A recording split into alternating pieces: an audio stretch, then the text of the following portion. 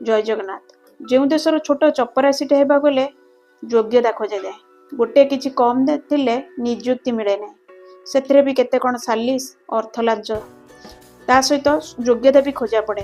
किंतु देशर सर्वोच्च राजा जी देश राज्य चलैबे तांकर शिक्षागत योग्यता खोजा पड़े ना, से भी जहाँ प्रमाण स्वरूप दिखाई से बहुत भूल भाल थी, किंतु से किसी इम्पोर्टेंस न थाए। दीर्घ 24-25 वर्ष कष्ट करी निष्ठार सहित एते शिक्षागत योग्यता हासिल करथिबा जने उच्च पदस्थ आईएएस अफिसर से ही राज्यकर पीए हो जाए। दिन सारा मुंड तलू करी जने शिक्षाविहीन राजा पाखरे छिड़ा होई सालुट मारे, बैग धरे, सबु कथारे हाँ रे हाँ मिसई चले, निजर व्यक्तिगत मत स्वाधीनता को बलि देता है। सेतेबेले से देश राज्य कौन उन्नति करिवो ना से सर्वोच्च शिक्षार योग्यतार मूल्य कौन रही जाए।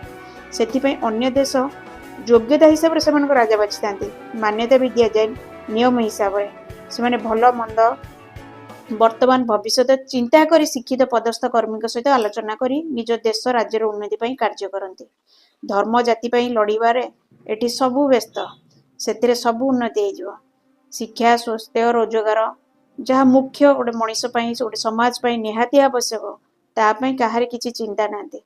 विचार आपणकर। जय जगन्नाथ।